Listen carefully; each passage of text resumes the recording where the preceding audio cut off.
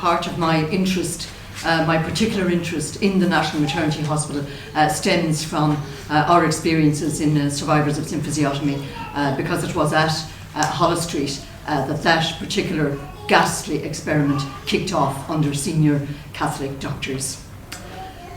Now, the National Maternity Hospital, in my view and in the view of many others, urgently needs to be taken into public ownership and control. Close cooperation between Holles Street and Vincent's has been the order of the day for decades. Discussions on a takeover by the Irish Sisters of Charity have now widened to include the state, the big player with the public purse. The new maternity hospital, which we will neither own nor control, is slated to cost 350 million euros of public monies. We are sleepwalking our way towards a model of care that is a throwback to the Eucharistic Congress of 1953, somebody will correct me if I have the year wrong, that is not fit for purpose in 2018. This is a deal that is driven by vested interests and is being hammered out, even as we speak, behind closed doors. And if there's one thing I'd like to impress upon you this evening, it is the urgency of stopping this particular deal. So let's look at the key players here. Who are they? First up, and in the driving seat, are the Irish Sisters of Charity. Their healthcare empire currently consists of 3 hospitals: St. Vincent's University Hospital, St. Vincent's Private Hospital, and St. Michael's Hospital in Dunleary. The first 2, of course, are on the same site in the wealthy southside suburb of Mount Merion. So plenty of leafy glades there. These hospitals are run by a company called St. Vincent's Healthcare Group. And this is a company that is still owned by the nuns. Theirs is a strongly Catholic environment. Services prohibited by the Church, such as sterilisation on demand, for example, are simply not provided. We pay and they decide. The nuns have always sought to actively promote their mission, in part by running courses in Catholic ethics. By 2005, and I'm indebted to your website, Michael, Atheist Ireland, for this piece of information, can't be got now elsewhere, more than 1,000 staff in Vincent's had attended these courses. So a lot of conscientious objectors lining up there. Next up, the National Maternity Hospital. Despite its name, this is a private Catholic institution. The hospital is chaired by Right His Archbishop Dermot Martin, and the hospital, in theory, is under the control of the Catholic Archdiocese. One of the defining features of Holles Street is a willingness to defy the state, a characteristic it shares with Vincent's. These hospitals depend on the public purse, yet flout state rules. 52% of all Vincent's consultants, for example, medical consultants, break the cap on private practice. So it's a good place to have a private practice. And just how out of control Holles Street can be is seen in a recent High Court case. The hospital won a judicial review, challenging a decision by the Minister for Health to run a HIQA inquiry into patient safety. And this was following the death in 2016 of a 34-year-old woman during emergency surgery at that hospital. So there are other angles, such as patient safety, involved here. The third actor is the medical profession. Obstetrics and gynecology is a twin specialty, which some of you may not know. Obstetrics equates with maternity care here in Ireland, while gynecology, Líana Bán as they're known in Irish, focuses on female health. Medical consultants at the National Maternity Hospital have long been attached to Vincent's. Many have private gynecological practices there.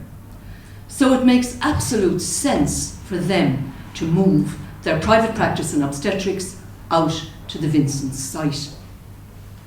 These practices are worth an estimated €500,000 a year in private fees. But I digress. Let's go back to the main story.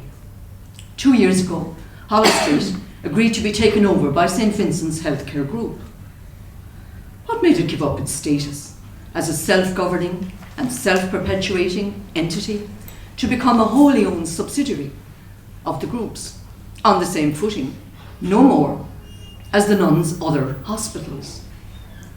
According to the Mulvey report, Holles Street even agreed to a single system of management and control for obstetrics and gynecology with Vincent's. Last year, to great fanfare, the Sisters of Charity announced their departure from the Irish healthcare scene. As part of their offer to give up their hospitals, the nuns announced that they would no longer appoint board members. Now, this suggests, of course, strongly that current board members are religious appointees. The chair, James Menton, certainly is. He mentions it in his bio on the website. And the leader of the congregation, Sister Mary Christian, aptly named, also announced last year that a new company would be set up to take ownership of their hospitals. Now, this is where it gets a little bit complicated, but very interesting.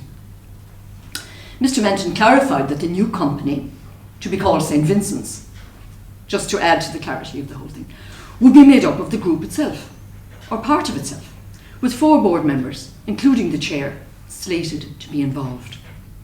The new entity, Mr. Menton said, would have few powers, and it would be business as usual for the group.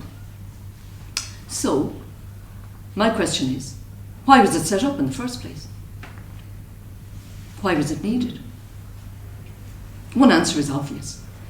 Setting up St. Vincent's gave the impression that change was imminent, by enabling the nuns to announce that they were divesting themselves of their hospitals. But was it the only reason?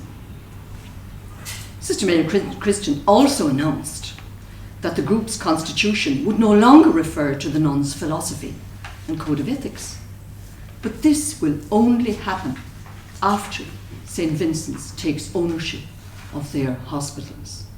So right now, the state, the government, is dealing with the Sisters of Charity. So, is this a backstop?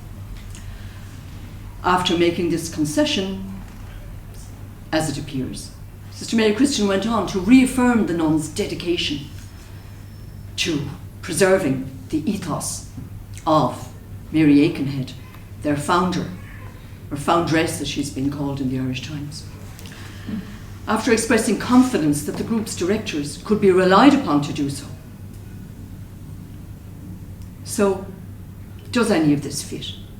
Mr. Menton duly reassured the public on the same day, all of this was happening on the same day, that his board, his management and his staff would continue to provide services in line with the Aikenhead values.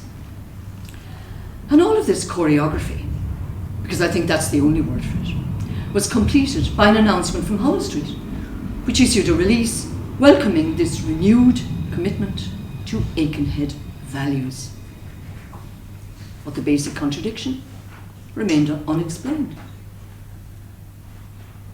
On the one hand, the nuns' philosophy and ethics were to disappear from the group's constitution, and on the other, the group was insisting that the Aikenhead philosophy and ethics would continue to prevail. So what was going on? And the question is, what lies behind the smoke and mirrors? The answer just may be found in the Catholic Code of Canon Law. Since 1983, canon law has provided for the creation of Catholic corporations to ensure that the hospitals and schools and other facilities owned by religious orders are safeguarded in terms of ownership, as property, and in terms of ethos. Which is more important? We don't know. The same board members may serve, conveniently, on both the church company and the so-called not-for-profit entity. A system of reserved powers provides for control by the congregation. So, we may be heading for a new era, one where clerical control is tighter than it ever was in the 1950s. These canon law companies are known as public juridical persons, which sounds alarming. It is. Public is a term of art here. It refers to close regulation by the hierarchy. Such companies have already been set up in Ireland, by the Bon Secours, for example. Although you will find no reference to it on their website, their hospitals are governed by canon law. Take another example, the Mercy Hospital in Cork. This is owned by Mercy Care South, and Mercy Care South is a charitable body under the Charities Regulator and a public juridical person under the Bishop of Cork and Ross. But at least the Mercy actually say all of this on their website, so we know where we are to some extent. And the sisters who owned the hospital, who owned the Mercy Hospital, of course, designed this dual structure in 2016, serving, arguably, both God and Mammon. It seems unlikely that the Sisters of Charity would not want to follow their example. They've already done so in other parts of the world. And Peter Boylan has repeatedly raised concerns that Vincent's may be set up as a church corporation in canon law. Now, if this is the plan, the nuns will have to look to either the Irish Catholic Bishops' Conference or the Vatican to supervise the lay persons chosen to run their hospitals. Such a future is Trump-like. The Code for Catholic Hospitals in Ireland, recently issued by the bishops, forbids everything from contraception to surrogacy. The Vatican, meanwhile, requires annual reports showing evidence of compliance with church teaching. So this is why I say things may actually get worse, far worse, in the years to come. The new National Maternity Hospital is said to be more Catholic, not less. At a minimum, the Charter of St. Vincent's will likely demand adherence to the ethos of Sisters of Charity. One way or another, the notion promulgated by the Minister for Health, touted perhaps, that abortion and related services will be provided by a new privately owned Catholic maternity hospital is absurd. The new National Maternity Hospital was never going to be either public or secular. The government must now be forced to abandon its stealth plan to fund a new build for a private denominational entity where women's right of access to a full range of services, including, for example, appropriate care in miscarriage, will be compromised. But only public pressure will derail a deal that dovetails so neatly with vested interests.